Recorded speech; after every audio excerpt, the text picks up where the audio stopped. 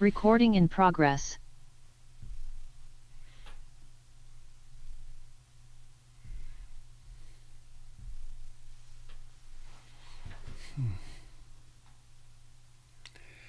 Good morning, dear Dharma friends.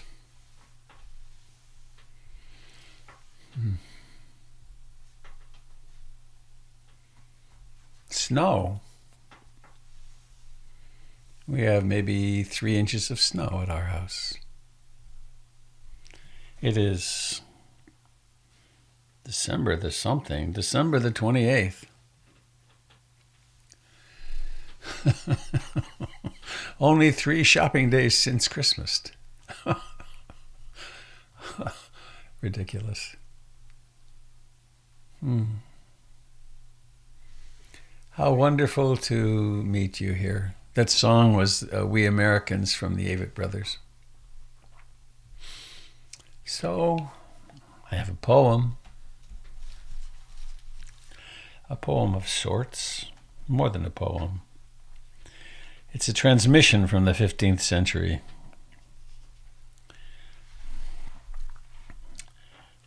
From Hafiz. Maybe I'll get my drum.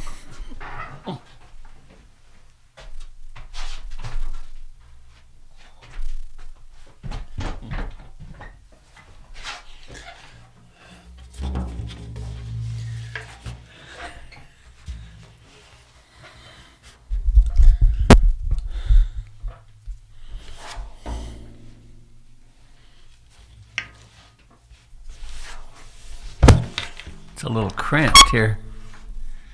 How to get it to stay.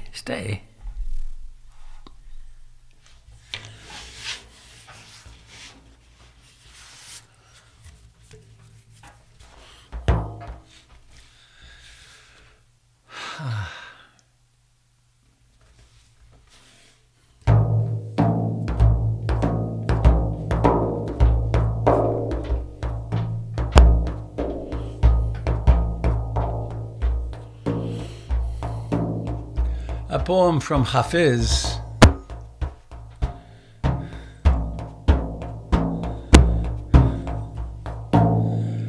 Once a man came to me and spoke for hours about his great visions of God he felt he was having. He asked me for confirmation, saying, "Are these wondrous dreams true?" I replied, "How many goats do you have?" He looked surprised and said, "I am speaking of sublime visions, and you ask about goats?" And I spoke again, saying, "Yes, my brother, how many goats do you have?" "Well, Hafiz, I have 62. "And how many wives?" Again he looked surprised, and then he said, 4. "How many rose bushes in your garden? How many children? Are your parents still alive? Do you feed the birds in the winter?" To all of this he answered. Then I said, "You asked me if I thought your visions were true. I would say they were, if they make you become more human, more kind to every creature and plant that you know." Once a man came to me and spoke for hours about his great visions of God he felt he was having. He asked me for confirmation, saying, "Are these wondrous dreams true?" I replied, "How many goats do you have?" He looked surprised and said, "I am speaking of sublime visions, and you ask about goats." And I spoke again, saying, "Yes, my brother, how many do you have?" "Well, Hafiz, I have 62. "And how many wives?" Again he looked surprised and then said, 4. "How many rose bushes in your garden? How many children? Are your parents still alive? Do you feed the birds in the winter?" Do you look at the people who sit by the roadside asking for money? To all of this he answered. Then I said, "You asked me if I thought your visions were true. I would say they were, if they make you become more human, more kind to every creature and plant that you know."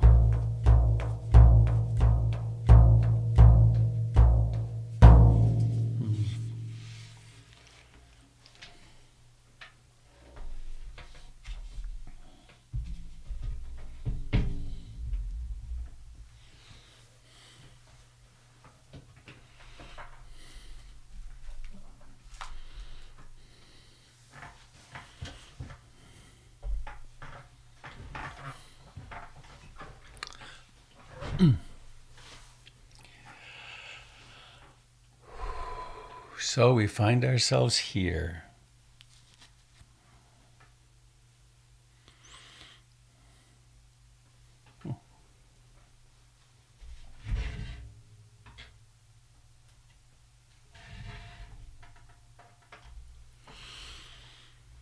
Right here, again or still or always.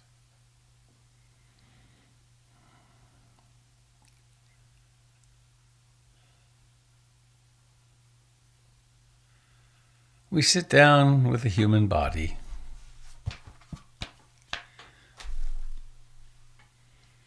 We sit down with the human consciousness.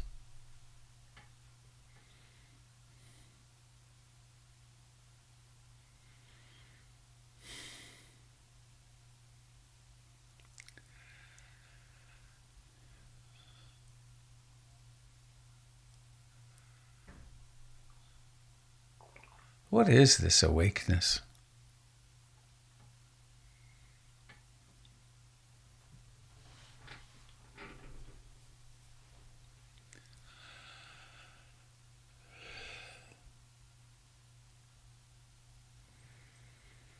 Let us remember the practice of gratitude.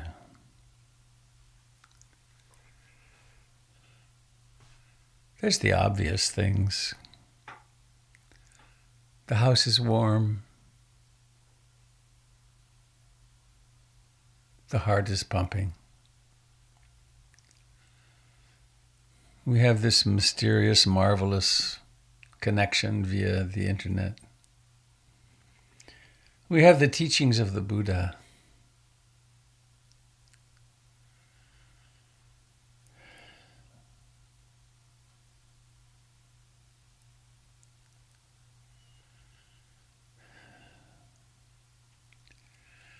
And please, let's open the imagination door to the past. Think of something that happened in your teens or 20s for which you're grateful. Sometimes this is an uphill work. We have such a pall over our history.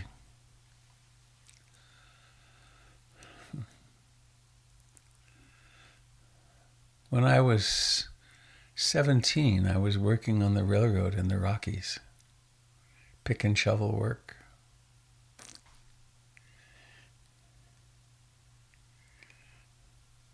I witnessed such grandeur in the mountains.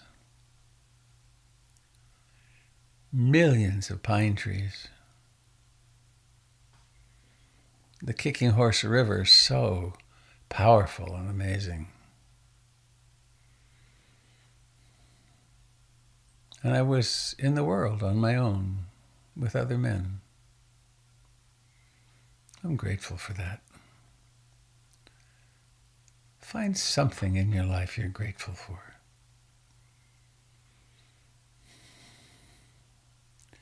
And then energize it, remember it, embrace it.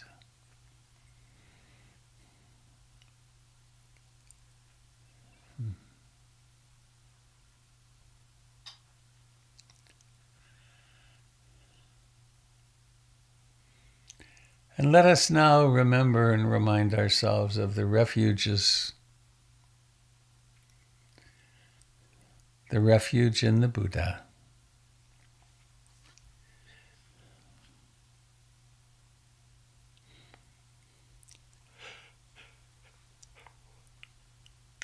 And the doorway to the Buddha is that which knows, that in us which knows, which is awake.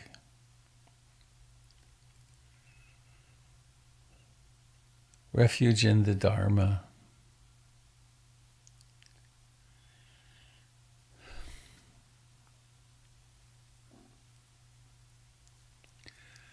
In the way things actually are. In this way of practice.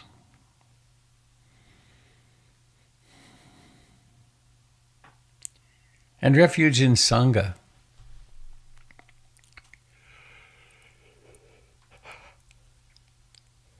On this journey, one needs companions.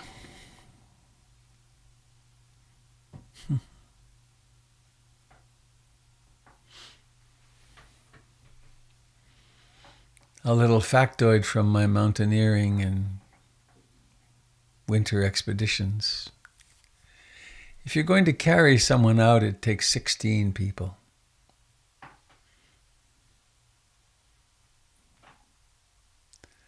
On this journey, it takes a community, it takes a sangha, because sometimes we're going to need someone to support us strongly.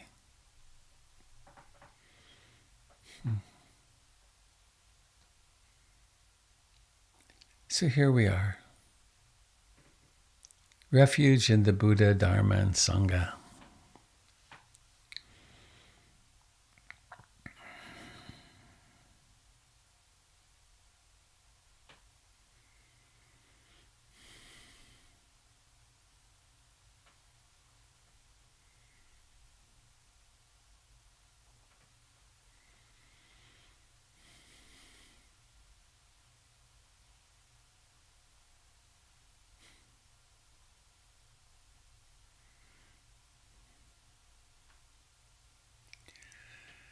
And let us come home to breathing.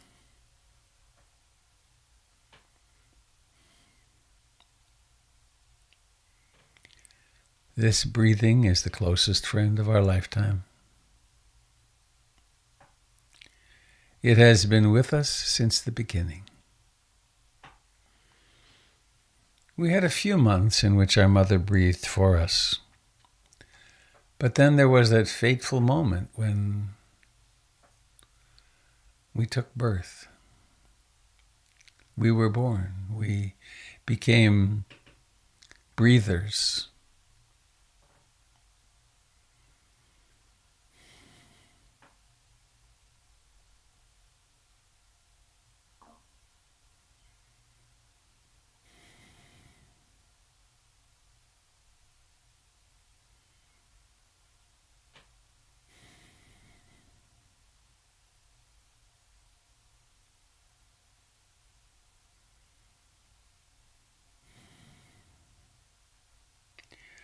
Noticing that each breath has its beginning, its rising to fullness, and its diminishment, its vanishing.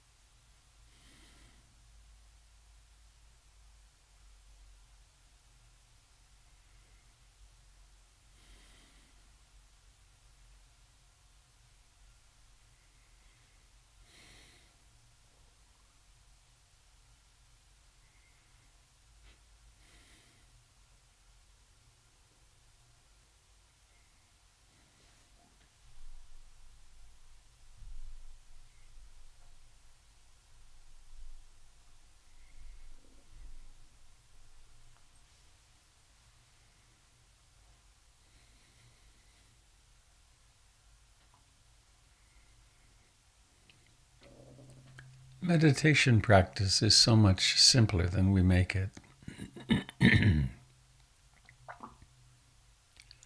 Abiding in the present, in which in-breathing and out-breathing arise and pass.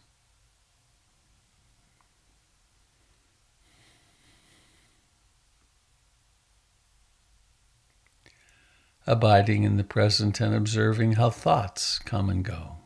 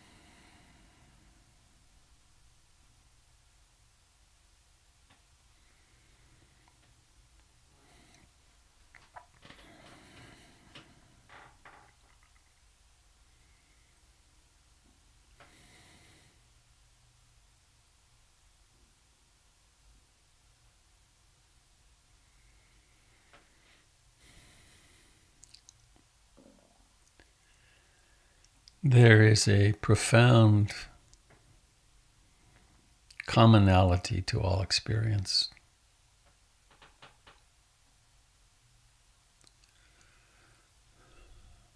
Anicca.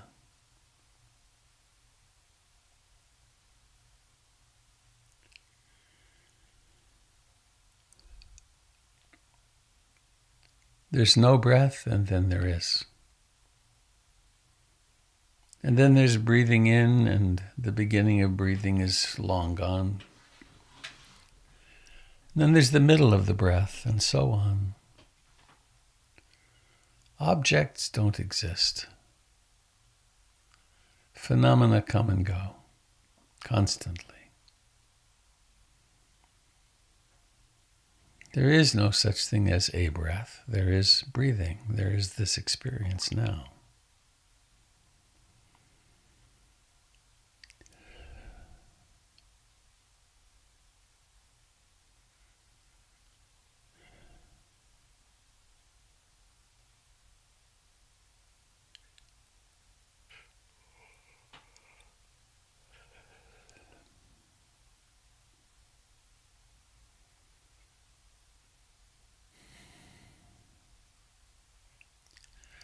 Thoughts think themselves into being and then vanish.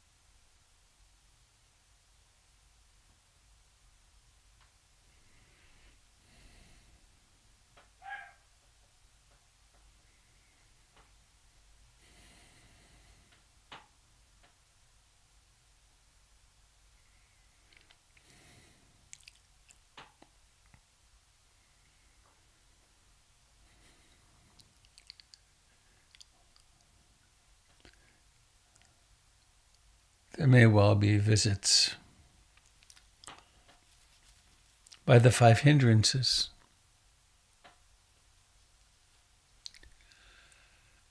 Our frequent companions. In fact, it is from the five hindrances that we create awakening. We awaken to them. We can notice the mind that's full of wanting. It can be quite subtle. I want the experience I had yesterday, or I want some experience that I've read about in the books.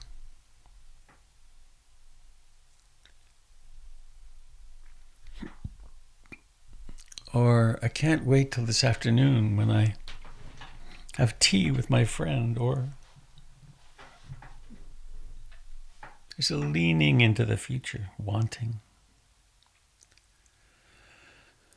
Or perhaps it's wanting not, a disliking, a pushing against. The mind strikes the object, they say. This reality is not acceptable. I don't like it. And this can be very subtle and very coarse.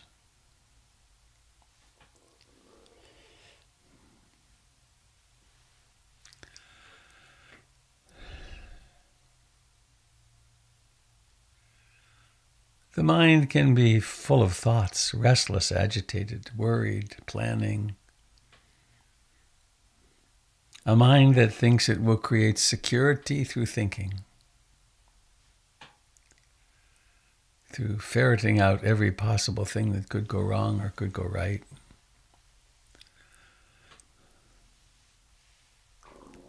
What to do with this, with all of these? We see them as what they are. They are illusions. They are fantasy.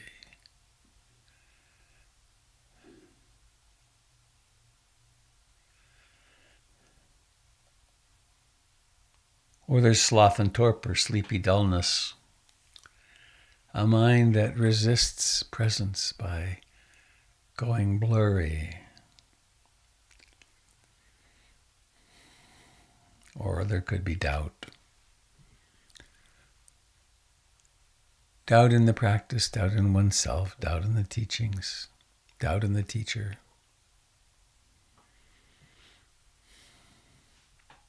So rather than being able to be present and with the primary object, there's resistances. This too is totally normal. And we awaken in the middle of it. Notice, oh, doubt.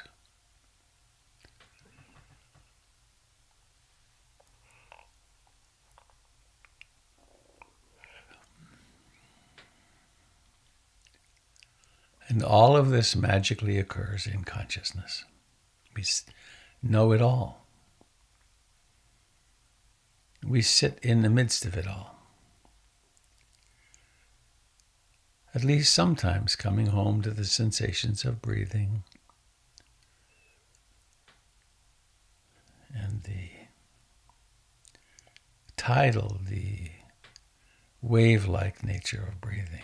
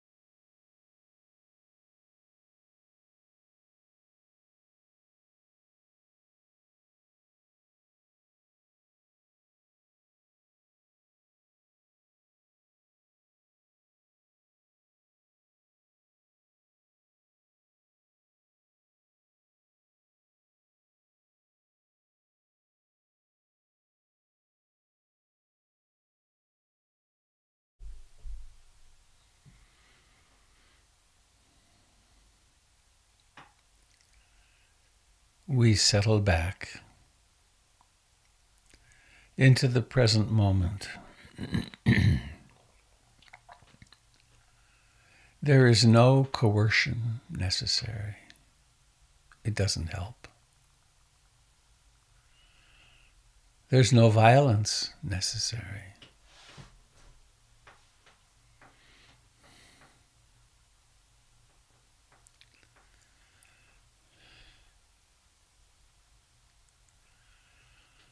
From the very outset, our practice is suffused with love and compassion.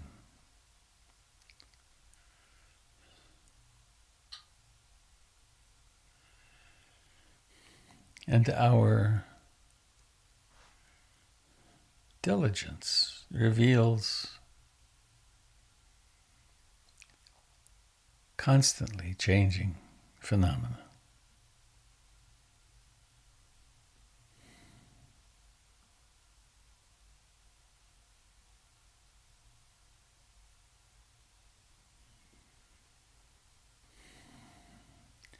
Noticing the birth of each breath.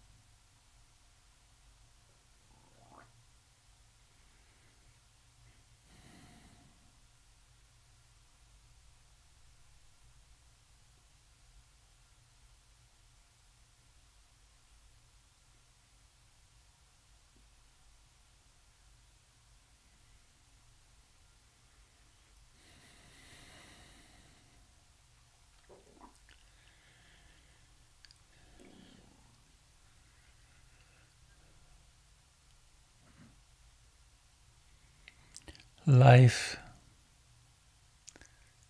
as a separate being, as an individual being,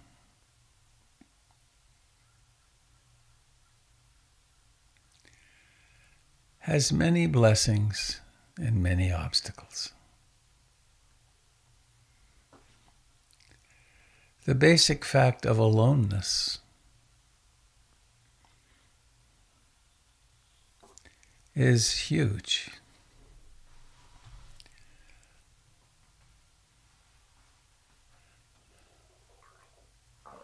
We have to learn how to be in relationship, how to function.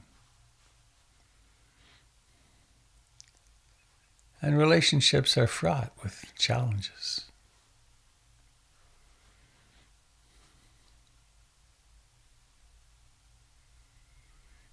There are great successes and great losses.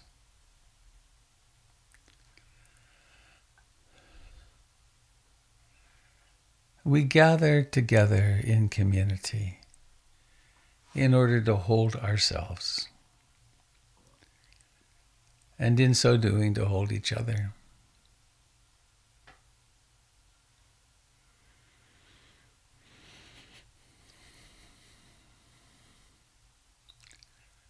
Are there words you have always wanted to hear?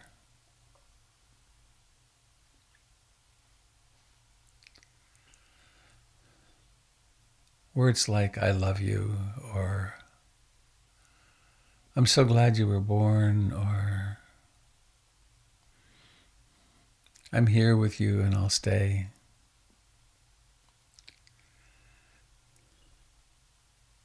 Offer these blessings to yourself from the golden Buddha in your heart, from the golden Kuan Yin in your heart.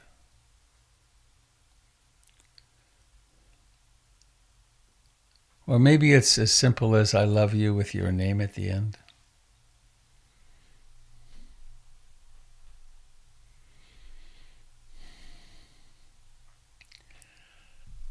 So that's on the in-breath.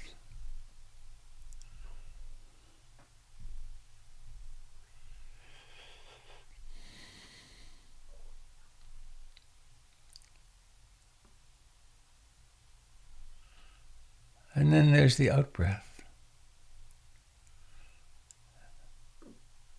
Just as we long this for ourselves, so can we long for it for all beings.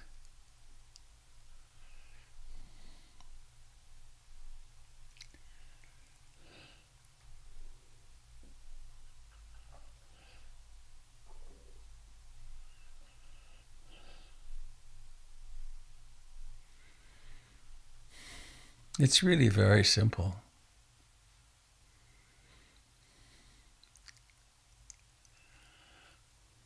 As we recognize the prison of a separate birth,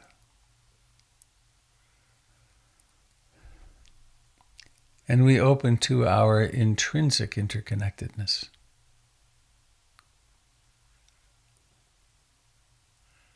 the natural love and compassion that are our nature reveal themselves.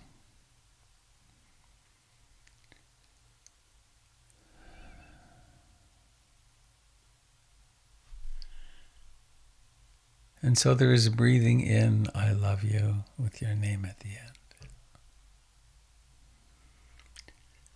Or maybe it's, I'm here for you, or you can rest. You don't have to be perfect. You're already perfect. Perfect enough.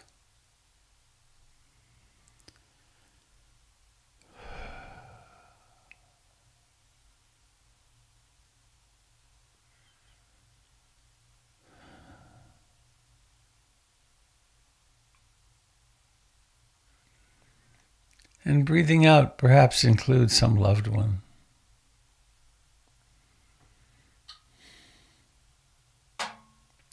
Someone you know well.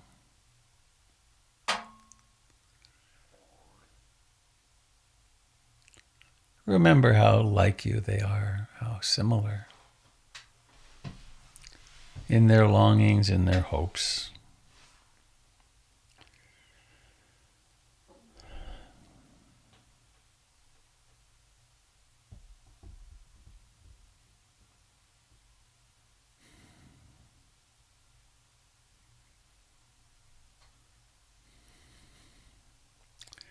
And think of another person, perhaps a friend. Wish them well.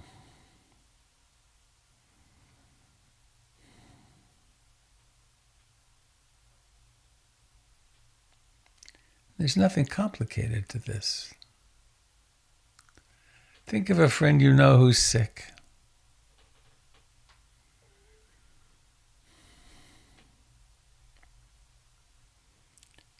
Imagine them in their symptoms, in their pain.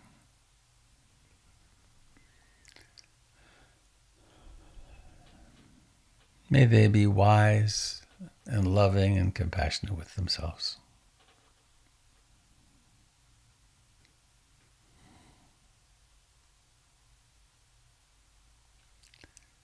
And now to someone that you have some animosity toward.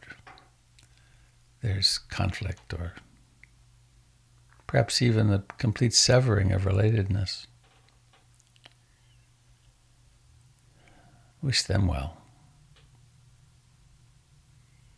They are caught in their own belief system and values and conditionings.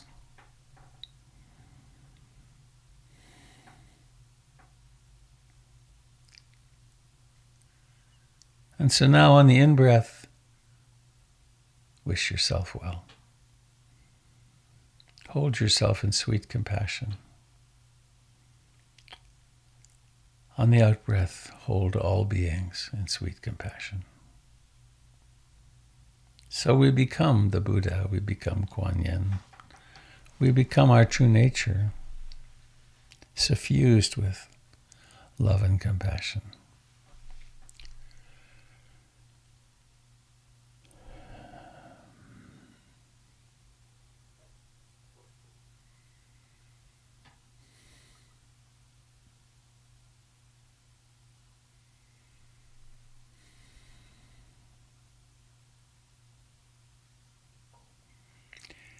In a few moments, the gong will ring.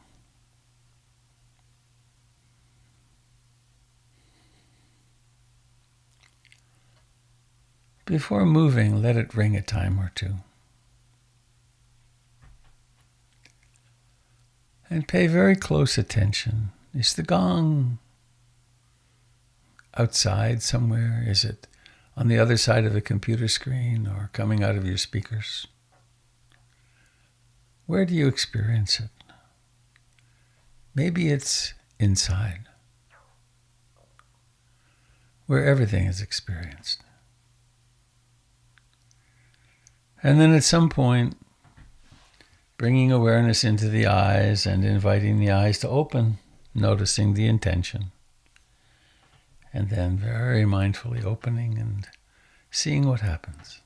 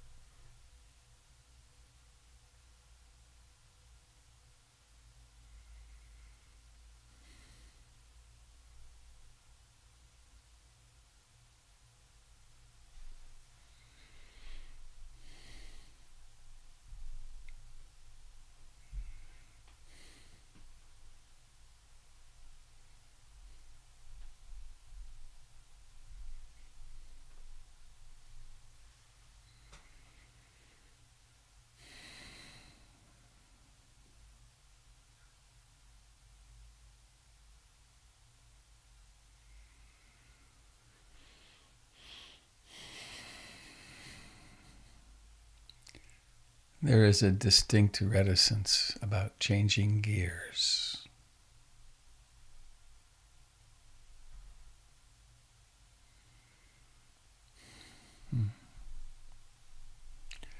But I'll be good. I'll be responsible. This is the PIMC Digest. I hope it came up on your screen. Gregory and Molly do a wonderful job of this every week.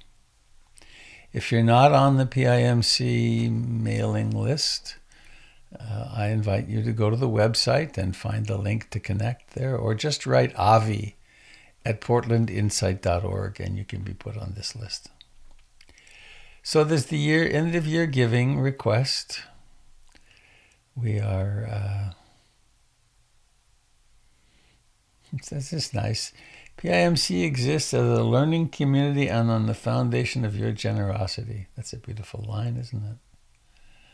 Through donations of money and volunteered time, together we are co-creating our Sangha.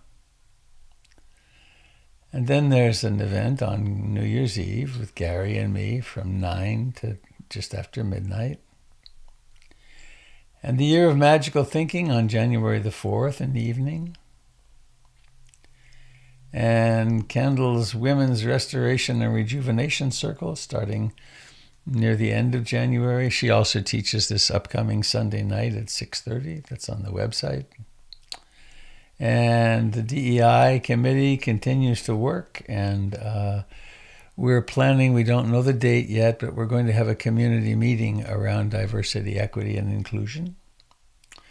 And there's opportunities to volunteer. We're going to need, pardon me, a lot of help in getting the center back together.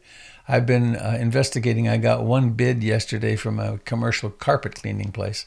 We're going to have that done commercially. One more bid to get. And then Doug teaches on Thursday nights. And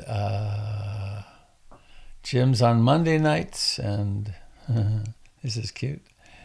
So there's the news from Lake Wobegon. The Tolleroods are snowed in again, and they've been eating up their pickles from last summer at a very fast rate. It's been a while since I've heard that. So, friends, how is it in your world of the 10,000 pleasures and the 10,000 sorrows, and the to-do list of the 110,000? Some of you don't have that, I think. It's nice. My friend Larry, dear friend Larry Thornton-Jones, retired a couple of years ago now, and we talk really frequently. And he has projects going, but not like he used to have at all. And it looks very interesting to me.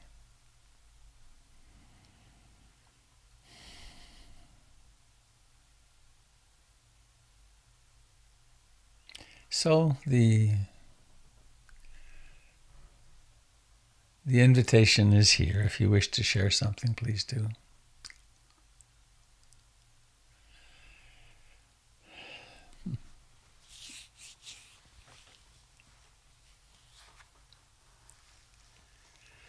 Robert, two questions. Hello, Hadley. Hi. The first question, you just showed candles sitting, and it was an invitation for women. Yes. I feel excluded as a privileged white male. Aw, that's terrible. Is it for women only? Yes, women and those who self-identify as women. Yeah, which you can't do because we know that you really are a guy. Okay, I confess to being a guy. And the second one was, in our sit today, you said no coercion as we were practicing Anapana, watching our breath. I think coercion is an ally. I want I think I need coercion to get focused and concentrated and direct, all that. How could you dare say no coercion? What did you mean by that? Or could you expand on that a bit? Coercion doesn't work because in coercion, there's someone making something happen and there's no one home. And so, whenever you discover yourself in coercion, notice it for what it is, which is violence. It's trying to make something be different than it is. And it's mysterious. It's utterly mysterious. I don't know how the hell it works, but we form the intention. I intend to come back to I intend to wake up. And whenever I wake up, whenever there's awakening, I intend to take the breath again as my primary object.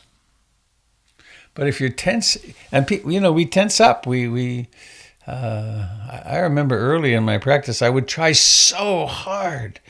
I know there was one 2-month retreat I did where I would alternate between trying so hard and I'm going to get it, I'm going to do it, and then sobbing, just I failed, I can't do it, I can't. And that was just the way my character was. He was determined to fight his way through to awakening, and then that just has to wear out. And you realize that the path is the path of love. It's not the path of coercion. So I would say to you specifically, Ed, when you're trying hard, notice that you're trying hard. That's all. And then relax.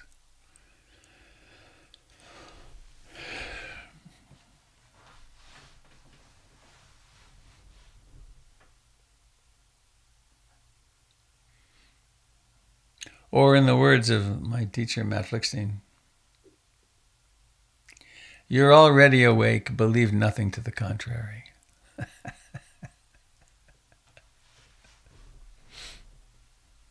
Thanks, Ed.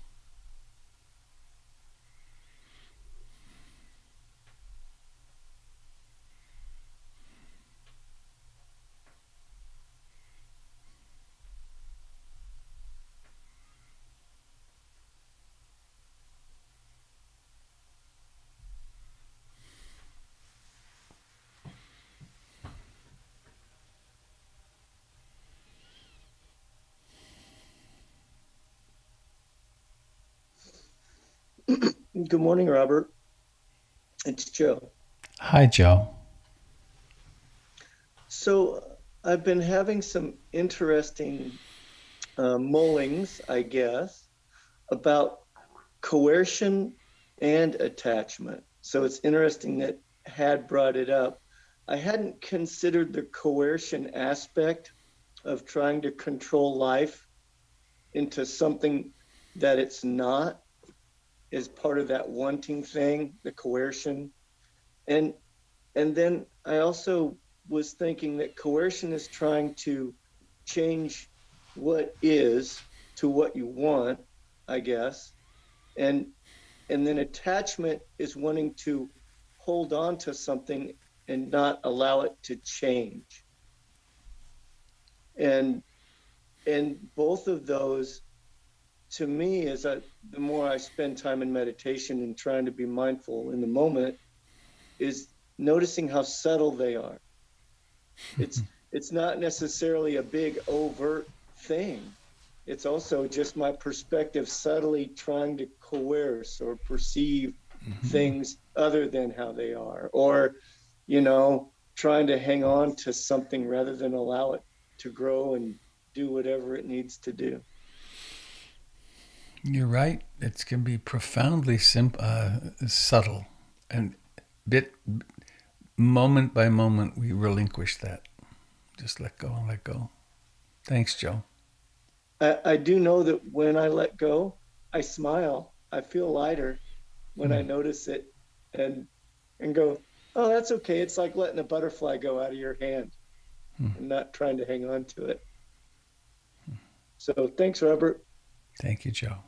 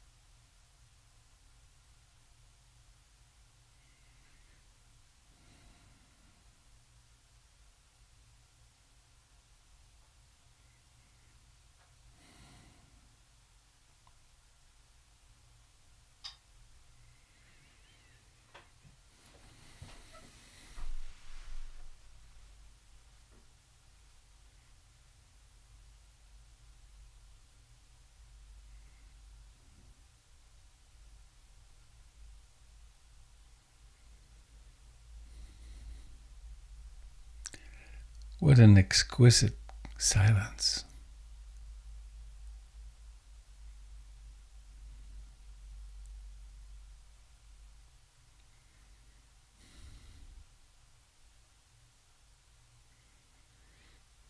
Which doesn't, of course, mean don't share if there's something there. But how wonderful to be able to sit in a group and not have to fill the air because of anxiety.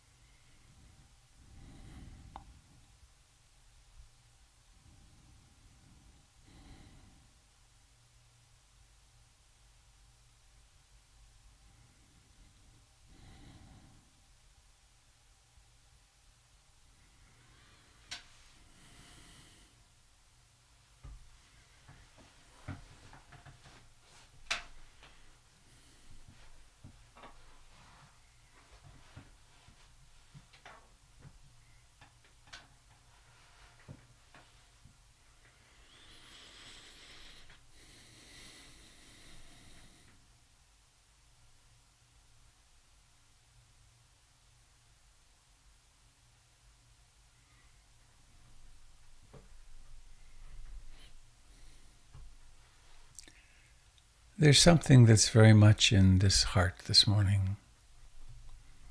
I was up for quite a long time before we met, sitting. There's the story of the Buddha of Siddhartha, how he had his encounters with sickness, old age, decay, and death, and then a wandering mendicant, smiling wandering mendicant. And he realized that the way he was living his life simply was not leading to happiness. And he was leading to good life. He had everything he wanted physically, emotionally, not emotionally, materially. He had a beautiful wife and a new baby and the promise of a career ahead of him. But sickness, old age, decay, and death had really gotten his attention. And he realized that, and he had this wandering monk that was an inspiration. And as was not so uncommon in his time, something happened to him, and he realized, I have to go to the forest, to the jungle, and meet those teachers that are wise and are finding the way to freedom. And so he left. And it's really important to think of this as as mythology, not a person leaving. Because it's called the Great Going Forth. And we each, in my understanding and observation and belief, we each come to a place where there is the great going forth, where meditation goes beyond stress management and psychological well-being and self-improvement and so on. And we realize that there's no other way. That there will still be friends and Christmas and whatever the celebrations are, and there will still be babies in the family and the news, and that all still goes on. But one's meditation assumes a greater and greater role in one's life. It's not so much, well, now I'm going to meditate. It's that, well, the center of my life is my meditation. My relationship comes second. Everything comes second. And it doesn't mean we don't stay engaged in everything, though some things fall away, of course. But when our meditation becomes, when it really gets our attention, or when the suffering of the world really gets our attention, the suffering of our own lives, then it becomes not so much, well, I think I'll meditate. It's that, how do I meditate all the time? How do I stay awake while I drive the car? How do I stay awake while I bathe? How do I stay awake while I do the tedious sweeping of the kitchen floor, or the putting the dishes in the dishwasher again, or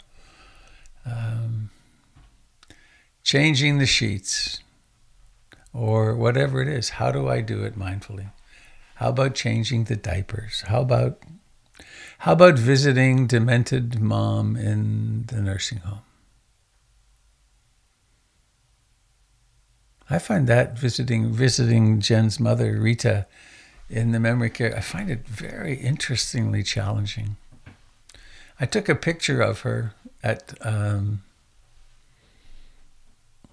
Christmas dinner that I didn't realize it when I took it, but it captured very deeply. Excuse me a second. I got to answer this. Sorry.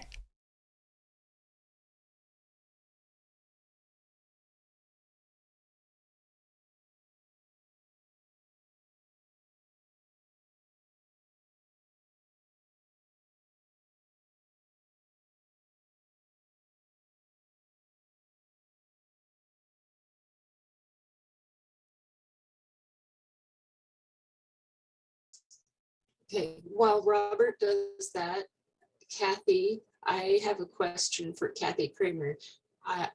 Do I have The this furnace right? repair The same people, from I your thought they might be dad parked out front. that says So, he can't hear me. the great going forth. Oh, can you not hear? Jim, Dave? You can't hear us. You can't hear us. You're muted, Dave. Hi, Dave. You can't hear us. Oh, and I can't hear you. Shoot. Let me, I know what to do here. Sorry. Oh, that was a bummer. I just didn't want to make it very difficult for that repair person. He's Come back. on now, I can't hear you. Oh, come on. Testing. 1, 2, 3. Hello, Robert. Oh, come on. Oh, dear. How funny. This Let me is the I sublime don't know how to silence. change this. Please bear with me a moment. Quit loop back. Start loop back.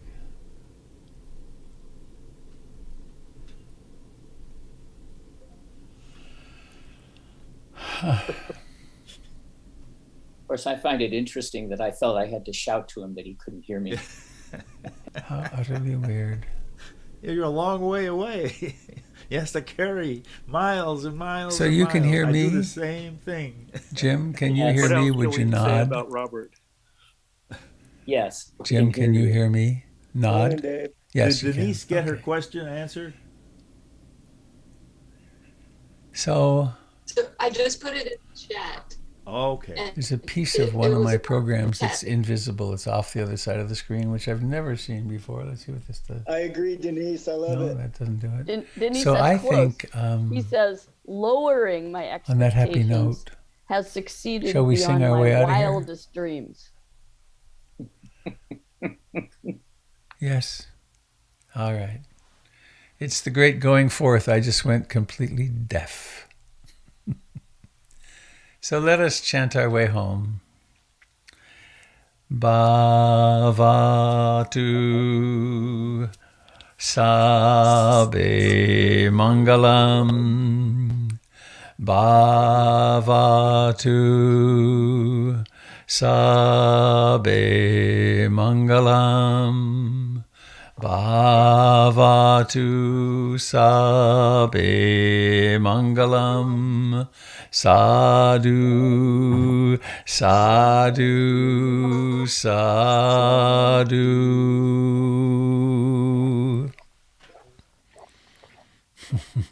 You look wonderful in your getup, Darcy. It's a nice scarf. It's very cold, but I like it. Okay, dear friends, have a lovely, mindful day, and let's be awake. Thank you, Robert. Thank you, Robert. If you can hear us, thank you, Sangha. Bye-bye. Bye. Robert. Be well, David. David. Bye, everyone. Thanks, David. well, thanks, Joe. You